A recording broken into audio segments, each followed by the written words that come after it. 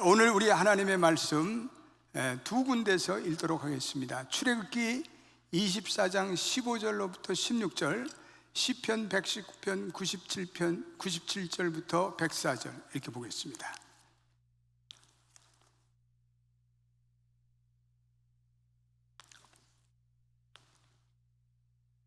출애굽기 24장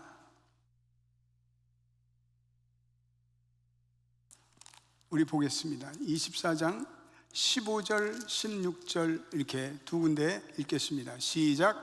모세가 산에 오르매 구름이 산을 가리며 여호와의 영광이 시내 산에 머무르고 구름이 엿새 동안 산을 가리더니 일곱째 날에 여호와께서 구름 가운데서 모세를 부르시느니라. 아멘.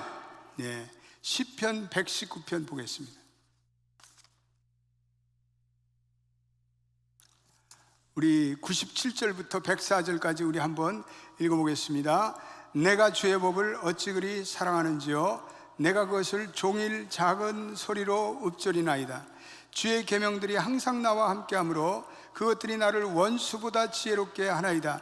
내가 주의 증거들을 늘 읊조림으로 나의 명철함이 나의 모든 스승보다 나으며 주의 법도를 지킴으로 나의 명철함이 노인보다 나으니라. 내가 주의 말씀을 지키려고 발을 금하여 모든 악한 길로 가지 아니하였사오며 주께서 나를 가르치셨으므로 내가 주의 규례들에서 떠나지 아니하였나이다. 주의 말씀의 맛이 내게 어찌 그리 단지요, 내 입에 꿀보다도 다니이다. 주의 법도들로 말미암아 내가 명철하게 되었으므로 모든 거짓 행위를 미워하나이다. 아멘. 리차드 포스터라는 여러분들이 잘 아는 영성학자가 현대 사회에 우리의 대적의 세력들은 세 가지를 통해서 역사한다 이렇게 얘기하고 있습니다. 첫째가 시끄러움, 둘째가 조급함, 셋째가 혼잡, 이 세 가지를 들고 있습니다. 그래서 이 리처드 포스터가 이런 세상의 대적 문화에 벗어나기 위해서는 우리가 재창조의 침묵으로 들어가야 된다, 이런 단어를 쓰고 있습니다. 재창조의 침묵이라는 것은 매우 어려운 단어지만 그것을 리처드 포스터는 한마디로 묵상의 삶이다, 하나님의 말씀을 묵상하는 것이다, 이렇게 얘기하고 있습니다.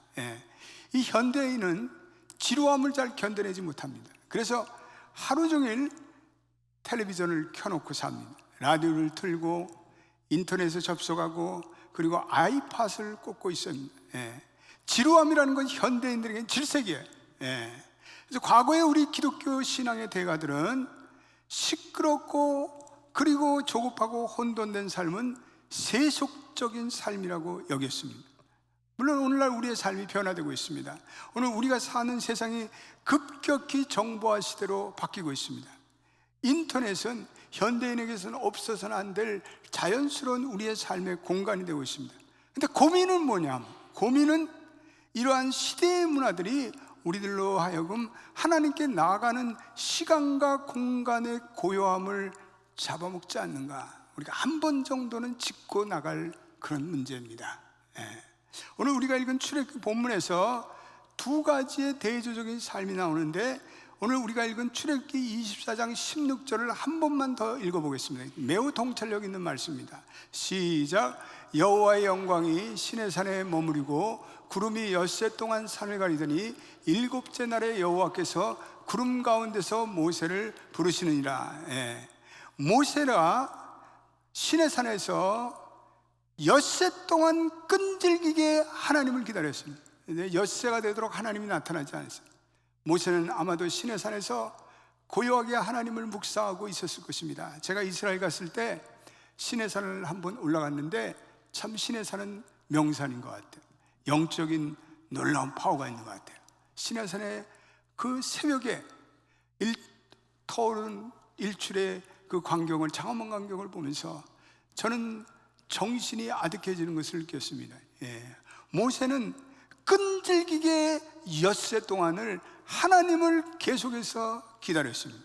근데 일곱째 날에 여호와께서 모세에게 나타나셨습니다. 장장 엿새 동안이라는 장시간의 기다림의 여정을 통해서 하나님께서 비로소 모세에게 나타나셨어요. 우리는 기도한다고 앉아있어서 6분만 앉아있어도 좀 있으셔. 6분. 이거 어떤 사람에게 지루한 시간이에요. 하나님께서 무언가 우리에게 말씀하지 않는다면 우리는 짜증냅니다. 하나님 왜 말씀이 없으세요? 나 바빠요. 하나님 진도 나갑시다. 할 일이 많은 사람인데 나 하나님 빠이빠이 하고 우리는 5분도 안 돼서 뛰쳐나가는 우리의 조급성. 그러나 모세는 엿새 동안에 말없이 고요함 속에서 그는 앉아 있었습니다. 근데 이스라엘 백성은 또 이 모세와는 전혀 다른 대조적인 모습을 보이고 있습니다. 오늘 출애굽기 32장 1절 말씀 한번 올려보세요. 출애굽기 32장 1절 말씀 우리 한번 읽어보겠습니다. 시작. 백성이 모세가 산에서 내려오미 더딤을 보고 모여 백성이 아론에게 이르되 말하되 일어나다 우리를 위하여 우리를 인도할 신을 만들자. 거기에 모세가 내려오미 더딤을 보고, 이거는요 이스라엘 백성들이 조급했다는 거예요. 안달이 났다는 거예요.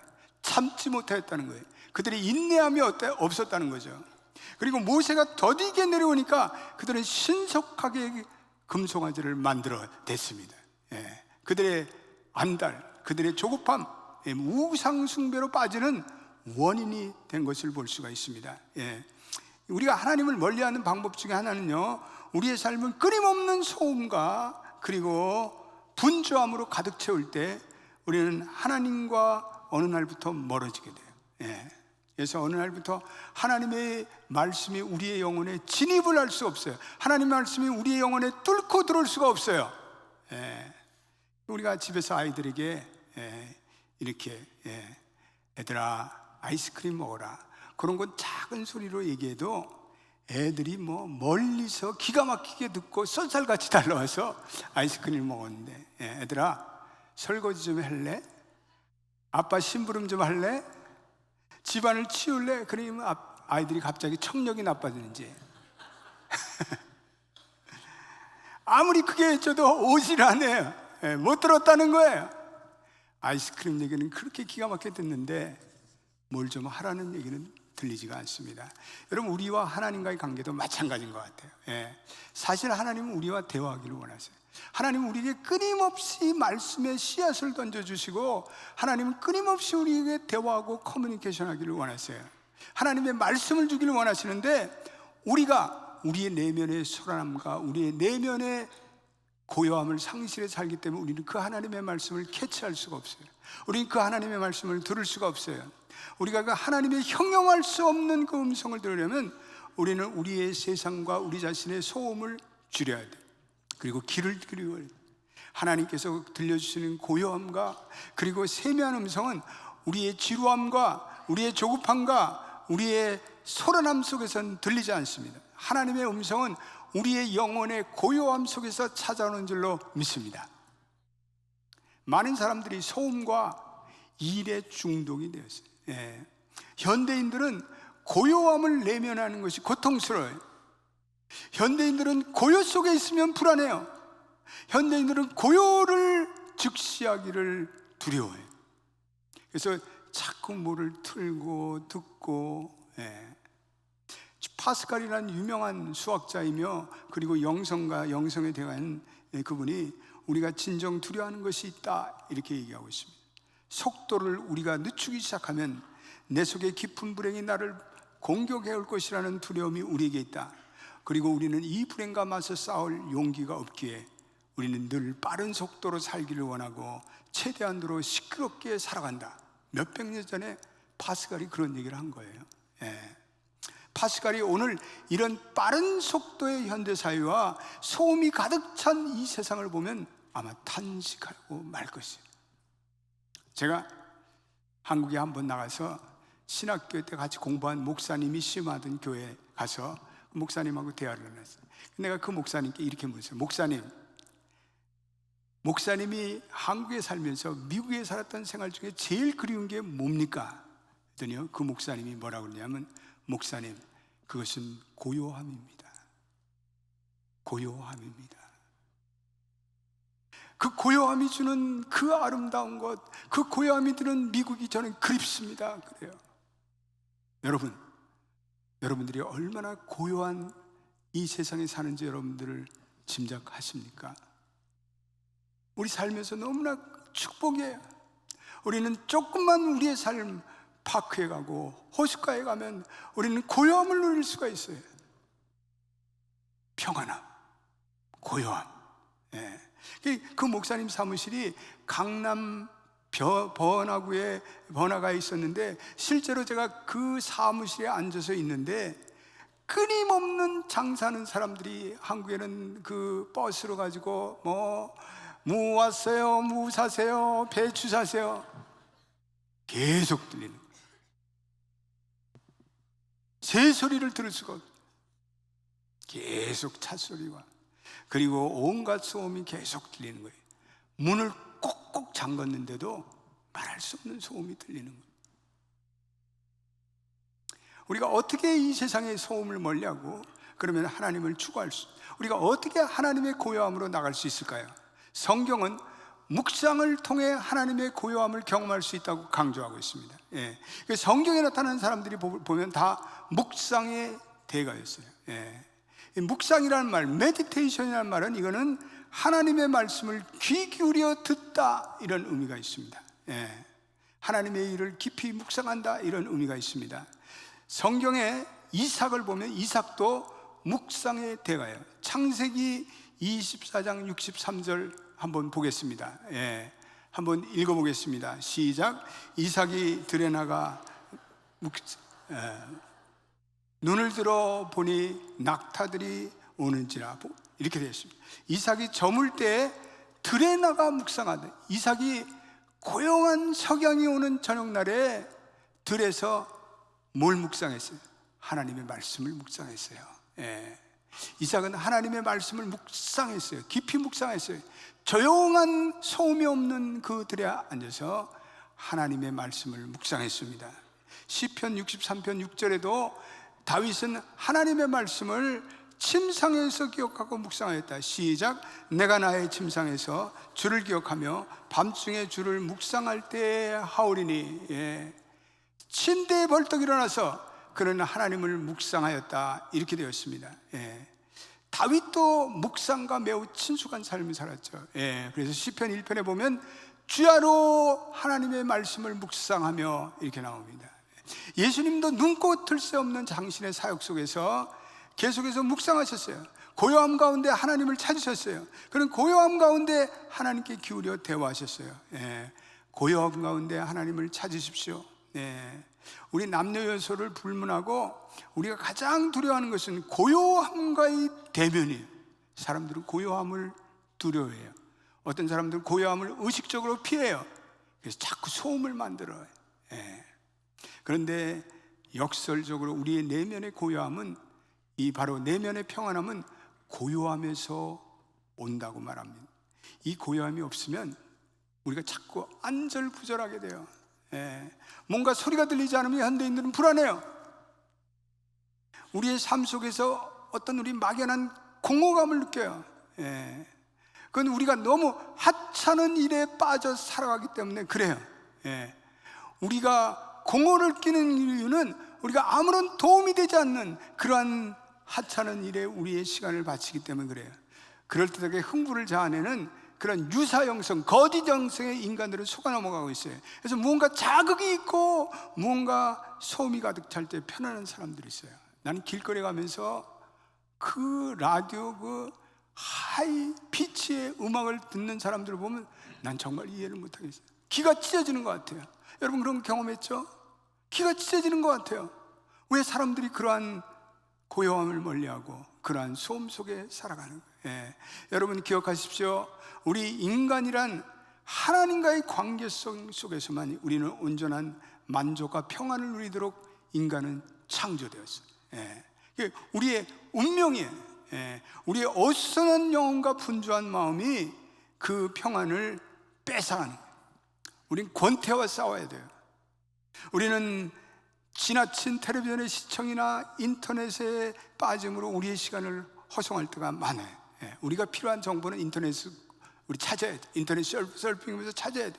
그러나 많은 사람들이 인터넷 서핑을 통해서 자질구레한 정보를 구해요. 인기 연예인의 스캔들, 그런 것 같은 시시콜콜한 얘기를 거기다 그거를 열심히 파헤치고 그래요. 그래서 인터넷 앞에 앉으면 블랙홀과 같아요. 우리의 몇 시간을 그냥 인터넷이 확 삼켜버려요. 블랙홀에 빠지는 것 같아요. 우리가 말씀을 읽고 기도하면 30분만 해도 좀이 쑤셔. 근데 인터넷에 앉으면 몇 시간이 그냥 흘러가요.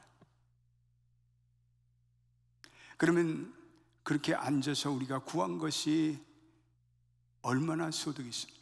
우리는 그 앞에서 얼마나 많은 영적인 통찰력과 그리고 영적인 감동을 우리는 얻고 있습니다. 우리의 흘러간 시간은 오지 않습니다. 하나님이 허락한 이 소중한 시간, 우리는 허망하게 날려서는 안 돼요. 하나님이 우리에게 주신 소중한 시간, 일천강음도 우리는 아껴서 이 시간으로 하나님께 영광 돌리고, 우리는 이 시간을 통해서 우리의 삶의 생산적인 삶을 살아가는 여러분 되시기를 축원합니다. 예. 우리가 단순하고 고요함을 추구할 때 어떤 사람은 이렇게 침울함이 찾아오기도 한다고 얘기합니다. 가벼운 우울증 증세가 나타나기도 한다고 합니다. 근데 오늘날까지 세상에 빠져 있던 사람이 내일 갑자기 하나님의 세계로 나갈 수가 없어요. 예, 마약 중독자가 마약을 끊으려면 금단 현상이 찾아와요. 마찬가지로 우리의 영혼도 훈련되지 않으면 고요함으로 나가는 것이 쉬운 일이 아니에요. 예. 그런데 문제는 우리가 계속 소란함으로 살아가고, 그리고 우리가 분주함으로 살아간다면 오늘날부터 우리는 하나님의 임재를 놓쳐요. 그리고 오늘날부터 우리는 우리의 영혼이 힘을 잃어요. 예. 그래서 하나님은 우리 모든 그리스도인들에게 하나님의 고요함으로 나오라고 우리를 초청하고 있어요. 이사야 30장 15절 말씀에 이런 놀라운 말씀이 있습니다. 같이 읽어보겠습니다. 시작.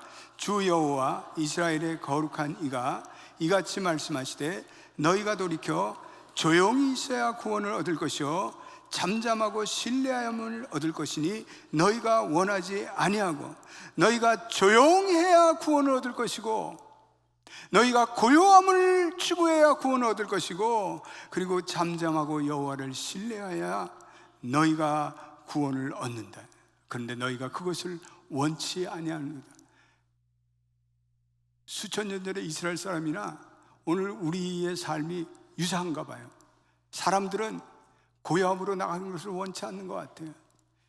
사람들은 하나님을 이렇게 잠잠하여, 여러분, 우리가 때때로 우리의 인생에 있어서 하나님이 하시는 일을 잠잠히 기다리는 것이 유익합니다. 우리가 막 뭐를 하려고 해도 안 돼. 어떤 데 아무리 몸부림쳐도 안 돼요. 애를 써도 안 돼요. 차라리 하나님이 하시는 것을 바라보고 우리가 하나님 앞에 가만히 있어 하나님이 하나님됨을 알지어다. 할렐루야. 여러분, 저는 리더십을 그래도 전공한 사람인데, 이 리더십에는 어떤 때는 우리가 막 애를 쓰고 노력하고 된다고 되는 게 아니에요. 어떤 때는 하나님이 하시는 일을 우리가 기다리면서, 기도하면서 나의 의지와 나의 생각을 내려놓고, 오 하나님, 하나님이 하시옵소서, 하나님께 주도권을 회복시키고 하나님께 주도권을 내어드리는 것, 그것이 리더십의 중요한 다이내믹 중에 하나예요. 하나님이 하나님됨을 알지어다. 할렐루야. 때때로 우리의 인생의 위기와 어려움 속에서 우리가 내밀 카드가 없어요. 우리는 하나님이 하시는 일을 기대하며, 하나님, 내 인생 속에서 역사하옵소서, 나는 할 일이 없습니다. 하나님 속히 나타나시고 나를 구원하소서. 이런 마음이에요. 오늘 하나님께서 이 고요함과 잠잠으로 나가는 삶의 비결을 묵상에 있다고 얘기하고 있습니다. 오늘 우리가 읽은 시편은 곳곳에 묵상의 능력을 강조하고 있습니다. 묵상이라는 것은 말씀을 읽고 그냥 적당히 넘어가는 수준이 아니라 이 말씀의 깊은 의미를 되새기고 씹고 또 씹는 그런 행위를 얘기해요. 어떤 때는 한 절의 말씀을 안고 하루 종일 그 말씀을 묵상할 때가 있어요. 그러면 그 안에 담겨진 하나님의 그 부유한 의미가 내 속에 깨달아지죠. 그래서 말씀으로 지혜를 얻고 명철을 얻는다고 말씀하고 있습니다. 우리가 말씀을 깊이 묵상하고 아멘으로 확신할 때 그 말씀이 내 내면에 살아 역사해요. 그래서 우리는 말씀을 계속해서 묵상하고 암송하고 연구하고 우리 이 말씀을 믿고 순종해야 돼요. 우리 하나님의 사람들은 세상의 소리보다 하나님의 소리를 더 들을 수 있기를 주의 이름으로 축원드립니다. 여러분, 오늘 시편 119편 97편 한번 읽어보세요. 거기에 이렇게 되어 있습니다. 97편 시작. 내가 주의 법을 어찌 그리 사랑하는지요, 내가 그것을 종일 작은 소리로 읊조리나이다. 어떤 번역에는 그것을 종일 작은 소리로 읊조리나이다가 묵상으로 됐어요. 내가 그것을 묵상하나이다. 묵상이라는 것은 원래 원어는 비둘기가 구구한다 이 말이에요. 내가 하나님의 말씀을 붙들고 그 말씀을 가지고 계속해서 되새기는 거예요. 그 말씀을 중얼거리면서 그 말씀의 의미를 찾아보려고 애쓰는 거예요. 그 말씀을 작은 소리로 계속해서 읽으면서 암송하면서 그 말씀을 되새기면서 하나님께서 주시는 그 음성을 들으려고 노력하는 것이 바로 메디테이션, 묵상이에요. 하나님의 사람들은 세상 미디어에 접속하고 신문을 읽는 시간보다도 하나님의 말씀을 읽는 시간이 많아져야 돼요. 그 말씀을 붙들어야 돼요. 그럴 때 우리는 하나님의 아이디어와 하나님의 감동과 하나님의 지혜가 우리의 삶에 흘러넘쳐요. 우리는 때때로 우리 자신에게 질문해요. 요즘 왜 감동이 이렇게 없지 내 마음에? 왜 하나님이 은혜를 주시지 않아? 은혜가 느껴지지 않아? 하나님의 감동이, 영감이 찾아오지 않아? 여러분, 이유는 간단해요. 하나님의 고요함으로 들어가는 시간이 예전보다 훨씬 줄어들었기 때문에 그래요. 여러분들 자신을 생각해 보세요. 그러므로 우리의 영혼에 기갈이 걸렸기 때문에 그래요. 오늘 99절도 읽어보겠습니다. 뭐라고 얘기하고 있습니까? 시작. 내가 주의 증거들을 늘 읊조림으로 나의 명철함이 나의 모든 스승보다 나으며. 이 명철이라는 것은 사물의 이치를 깨닫는 거예요. 하나님 주시는 명철은 사물의 이치를 깨닫게 해요. 100절에도 주의 법도를 지킴으로 나의 명철이 노인보다 승하다. 노인분들은 지혜로운 사람이에요. 그런데 우리가 하나님의 말씀을 묵상할 때 노인보다도 더 승한, 더 놀라운, 더 뛰어난 하나님의 지혜가 우리에게 임할 줄로 믿습니다. 이 말씀 묵상이 강력한 것은 우리가 말씀을 묵상할 때 우리의 방향이 하나님을 향해서 기울어져 있기 때문에 그래요. 우리 인간에는 두 가지 방향인데 하나는 하나님을 향하는 방향이 있고 하나는 세속적인 방향이 있어요. 우리가 하나님의 말씀을 묵상하는 큐티는 이 하나님의 방향으로 우리를 이끌어줘요. 이 하나님의 방향으로 나가는 것, 우리 영성의 삶이라고 할 수가 있어요. 우리가 묵상의 고요함으로 계속 나갈 때 우리는 그 묵상이 우리의 어떤 어려움도 이길 수 있는 우리의 영성의 견고함을 갖다 줘요. 우리의 영성의 인격을 갖다 줘요. 이 내면의 고요함을 가지고 사는 사람들은 어떤 위기나 풍랑이나 환난이 와도 쉽게 흔들리지 않아요. 심지가 굳기 때문에 그래요. 내면이 견고하기 때문에 그런 어려움 속에서도 우리는 그 어려움을 이겨내는 사람이 되는 거예요. 말씀 묵상의 파워가 강력한 것은 두 번째, 우리의 고요한 영혼 가운데 찾아오는 말씀이 우리의 생각을 변화시켜줘요. 우리 이 생각, 우리의 사고는 미래를 창조하는 씨앗이에요. 스타팅 포인트예요. 우리의 진정한 변화는 생각부터, 우리의 사고로부터 시작돼요. 근데 우리의 생각에 변화가 올 때 그것은 우리가 진정 변화돼요. 이 생각을 변화시키는 하나님의 빛은 말씀의 빛으로 오는 거예요. 우리가 하나님의 말씀을 하나님의 자녀들이 묵상하고 깨달아 할 때 우리의 마음과 우리의 생각에 새로운 감정들이 유발돼요. 여러분들이 새로움을 느끼기를 원하세요? 하나님의 말씀을 묵상하면 여러분들의 마음에 새로운 감정들, 새로운 은혜의 감성들이 우리의 마음에 밀려올 줄로 믿습니다. 세상 것은 아무리 묵상하고 세상 것은 아무리 시간을 보내도 우리의 마음에 새로운 감정들, 새로운 감성들이 일어나지가 않아요. 그러나 우리가 하나님의 말씀을 묵상하고 우리가 하나님의 은혜를 찬양하고 그럴 때 우리의 마음속에는 새로운 감정들이 샘솟기 시작해요. 이 모든 기저에는 우리가 하나님의 말씀을 묵상하기 때문에 그래요. 그래서 하나님의 말씀의 묵상은 우리로 하여금 좋은 생각을 갖도록 도와주세요. 말씀의 묵상은 우리가 하면 좋은 생각뿐 아니라 뛰어난 생각을 하도록 도와주세요. 말씀의 묵상은 뛰어난 생각뿐 아니라 신선한 생각을 도와주세요. 말씀의 묵상은 신선한 생각뿐 아니라 창조적인 생각을 하도록 우리를 도와주세요. 그래서 우리가 하나님의 말씀을 집중적으로 묵상할 때 우리는 이 선한 생각, 신선한 생각, 탁월한 생각, 엑설런트한 사고가 우리의 마음에 생겨나게 있어요. 말씀이 우리의 현실을 바꿔주는 에너지예요. 그것이 우리의 현실을 바꿔줘요. 묵상이 얼마나 중요한지 몰라요. 유명한 세무엘 스미스라는 분이 이런 유명한 말을 남겼습니다. 생각을 심으면 행동을 낳고, 행동을 심으면 습관을 낳고, 습관을 심으면 성품을 낳고, 성품을 심으면 운명을 낳는다.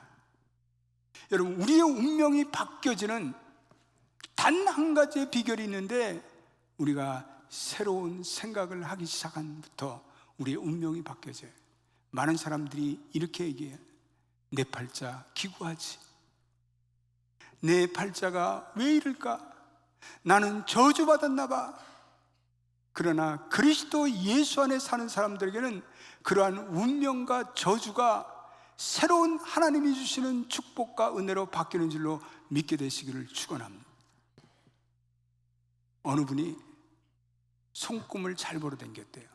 그래서 한국의 유명한 손금쟁이에게 늘 자주 가서 손금을 보게 됐어요. 근데 이 사람이 예수를 영접했어요. 그리고 복음을 받아들였어요. 그리고 성령을 체험했어요. 근데 길 가는데 우연히 이 손금쟁이를 만나게 됐어요. 손금쟁이 이 사람을 딱 잡더니, 아니 요새 왜 이렇게 뜸하오? 그 얼굴을 보더니, 아니 얼굴이 바뀌었네. 손금을 봅시다. 손금을 딱 보여주니까 손금이 바뀌었네. 할렐루야. 여러분, 우리가 예수를 믿으면요, 그 옛날에 우리가 저주의 운명이라고, 나는 팔자가 기구하고 나는 왜 이렇게 쪽박 인생이야, 그런 모든 것이 변화해서 이제는 그리스도 예수 안에서 새로운 축복과 새로운 인생을 살아가는 줄 믿게 되시기를 주의 이름으로 축원드립니다. 여러분, 그리스도 예수 안에는 정죄함이 없나니, 성령의 법으로 거듭난 사람에게는 더 이상 정죄도 없고 저주도 없고 팔자도 없고, 그리고 새로운 하나님이 주시는 새로운 운명, 그리스도의 운명, 그리스도와 함께하는 운명, 그리스도와 하나 되는 새로운 운명이 우리에게 펼쳐질 줄로 믿게 되시기를 축원합니다. 예수 믿는 사람은 누구든지 그리스도 안에 있으면 새로운 피조물이라. 보라, 지나간 모든 것은 지나갔으니 보라, 새 것이 되었도다. 여러분, 이 생각의 변화는 우리하고는 새로운 지식을 받아들이게 돼요. 그 지식을 묵상할 때 소위 말해서 깨달음이라는 현상이 찾아와요. 여러분, 묵상이라는 건 깨달음에 이르는 그러한 깊은 생각이에요. 한번 따라합시다. 묵상이란 깨달음에 이르는 깊은 생각이다. 여러분, 깨달음이라는 것은 본질을 아는 거예요. 깨달음이라는 것은 사물의 이치를 아는 거예요. 우리가 하나님의 묵상, 하나님의 말씀을 묵상할 때 이 세상의 사물의 이치를 깨닫게 돼요. 이 세상의 사물 뒤에 담겨있는 본질을 깨닫게 돼요. 그래서 우리가 지혜로운 사람이 돼요. 우리가 명철한 사람이 돼요.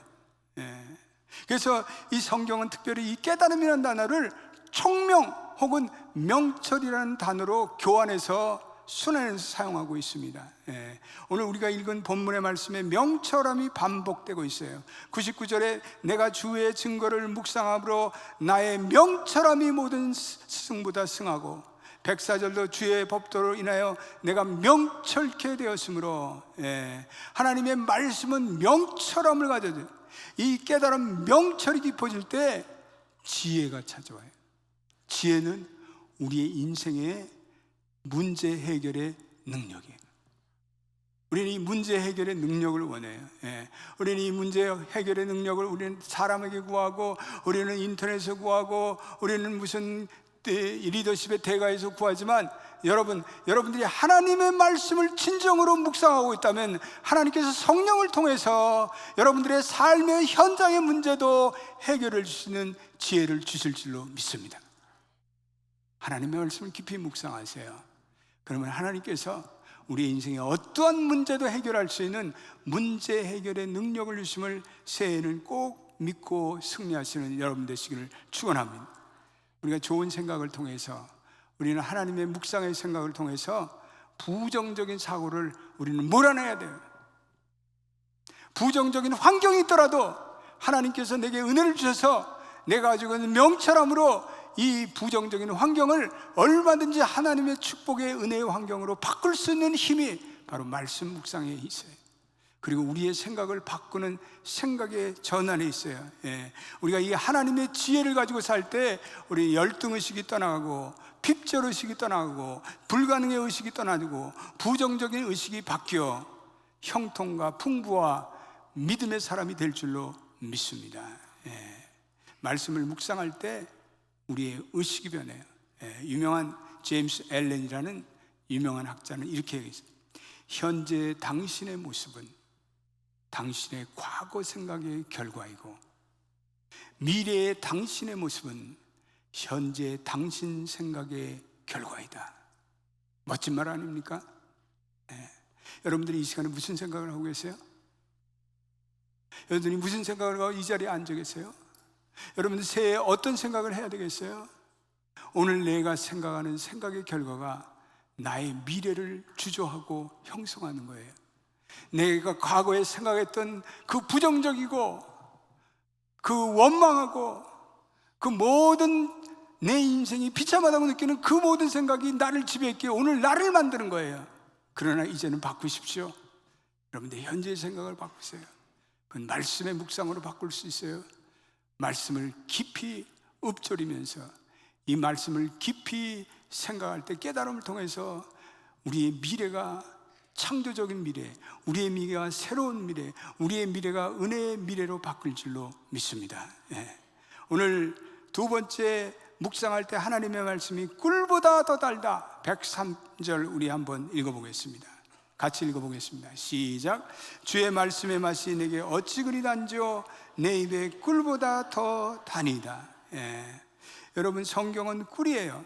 우리가 거듭난 증거 중에 하나는 우리가 하나님의 말씀을 읽고 싶은 선한 욕망이 우리에게 찾아오는 거예요. 그래서 이 성경은 우리의 영혼의 양식이 되기 때문에 욥기 23장 12절에 일정한 음식보다 그의 말씀을 귀히 여기라. 베드로는 우리에게 순전하고 신령한 젖을 사모하라. 순전하고 신령한 젖, 순전한 젖을 사모하라. 뭔가 섞이지 않은 순수한 하나님의 말씀을 사모하라. 여러분, 우리 입맛은요 너무 가공 음식에 젖어 살아요. 우리 입맛은요 너무 인공 감미료를 많이 써요. 그리고 양념이 너무 많이 들어가는 음식을, 저도 그랬거든요. 예전엔 너무 가공 음식, 그리고 양념이 많이 섞인 그런 음식에 내 입맛이 들었어요. 그런데 어느 날부터 그것을 다 끊고 양념이나 인공 감미료를 넣지 않는 채식들, 그리고 과일들을 먹으면서 이게 채소라는 게 이렇게 맛있구나. 할렐루야. 어떤 분들은 믿지 않을 거예요. 목사님, 후라이 치지 마요. 난 채소를 의무감에서 먹지 절대로 맛에서 먹지 못합니다. 그건요, 여러분들이 아직도 여러분들의 미각이 이런 각종 양념과 그리고 가공 그런 식품으로 길들여져 있기 때문에 그래요. 우리 한국에 가면요, 사람들이 음식을 가지고 칼칼하다고 그래요. 그런 표현들 듣죠? 칼칼하다. 표현이 참 멋있는 것 같아요. 칼칼하다. 근데 어느 날 내가 깨달은 것은, 칼칼하다는 것은 음식이 우리 몸에 자극적인 음식이 들어가기 때문에 칼칼하다고 느끼는 거예요. 잘못된 거예요. 우리 몸이 잘못된 거예요. 그래서 저와 여러분들은 이 순수한 가공되지 않은 하나님이 주신 천연 음식인 채소와 그리고 곡식과 견과류 이런 것들을 많이 먹을 때 우리의 몸이 회복될 줄로 믿습니다. 여러분, 우리 하나님의 말씀은 가공되지 않은 원액 그 자체, 가공되지 않은 순수 그 자체예요. 하나님의 말씀은 전혀 인공 감미료가 되지 않았어요. 그래서 그 하나님의 말씀을 우리가 먹기 때문에 그 말씀을 먹는 자의 영혼은 건강해질 줄로 믿습니다. 하나님의 말씀을 전혀 아무것도 섞이지 않은 채 여러분들이 이 말씀을 먹고 묵상하고 메디테이션하고 이 말씀에 깊이 빠진다면 하나님께서는 우리의 영에 건강함을 주세요. 우리 영이 날마다 살아 춤출 거예요. 우리의 영에 엔돌핀이 돌 거예요. 우리의 영이 춤을 출 거예요. 그래서 새해는 어떤 어려움도, 어떤 인생의 난제도, 그리고 죄의 모든 속박에서도 여러분들이 풀려날 줄로 믿습니다. 우리가 아프면 식욕이 변해요. 마찬가지로 우리의 삶의 죄는요, 우리의 영적 식욕을 앗아가요. 여러분, 죄를 지면요, 교회 나오기가 싫어. 죄를 짓고 나면 말씀 보기가 싫어요. 죄의 생활에 버타면 기도의 자리가 어떤 때부터 괴로워요. 근데 우리의 영의 삶은요, 말씀이 그리워지고 교회가 그리워지고 기도의 자리가 미스하게 되고, 할렐루야. 나의 죄를 지적하는 고통의 말씀이라 할지라도 그 하나님의 말씀에 의한 갈망과 사모함과 단막과 그 꿀과 같은 하나님의 말씀이 내 인생에 계속되기를 여러분 간절히 소망하는 새해가 되시기를 축원합니다. 새해에는 우리 모든 교우들이 내 영혼의 고요함으로 더욱더 깊이 진입할 수 있게 되기를 바랍니다. 고요함 가운데 하나님의 깊은 말씀의 세계를 맛보게 되기를 바랍니다. 고요함, 우리의 영적인 전투의 가장 안전한 요새이며 확실한 승리의 보장입니다. 이 생명의 말씀을 새해도 부지런히 변함없이 쉬지 않고 묵상함으로, 이 내면의 고요함으로 더욱더 강력한 하나님의 임재와 지혜가 생명의 삶으로 얻어지는 여러분 되시기를 주의 이름으로 축원드립니다. 기도합시다. 하나님, 감사합니다. 우리의 영혼에 아버지 고요함이 필요합니다. 시끄러움과 조급함과 혼잡함은 우리의 영성을 갉아먹는 악한 세력들입니다. 주여, 고요하게 하나님과 대면하게 도와주십시오. 고요함 속에서 하나님의 말씀을 묵상하게 도와주십시오. 이삭이 서경녘에 조용한 들에 나가서 하나님의 말씀을 묵상한 것이, 우리가 우리의 영혼의 고요함 가운데 하나님을 찾고 하나님을 묵상하는 저희들이 되기를 원합니다. 하나님 말씀의 묵상이 우리의 생각을 변화시키고 우리에게 깨달음을 주고 우리의 운명마도 바뀌는 놀라운 축복의 시가 됨을 믿습니다. 주여, 말씀을 묵상할 때 명철함을 주시옵소서. 주의 말씀으로 인해 내가 명철케 되었다고 하는데, 명철이 깊어질 때 인생의 지혜가 찾아오고 분별력이 찾아오고 그것이 우리의 문제 해결의 능력이 되는 줄로 믿습니다.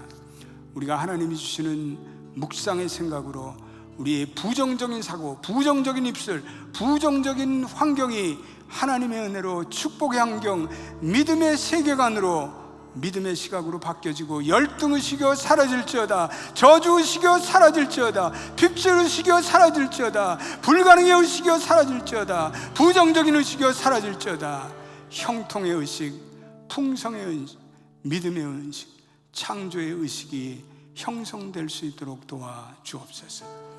주여, 우리의 현재의 모습, 과거의 나의 사고의 결과이며 미래의 당신 모습, 현재 생각의 결과입니다. 위대한 하나님의 말씀으로 하나님의 위대한 삶과 호흡하고, 그래서 하나님의 위대한 삶이 우리에게 흘러나 우리의 인격과 삶에 놀라운 변화의 능력이 찾아오게 되기를 원합니다.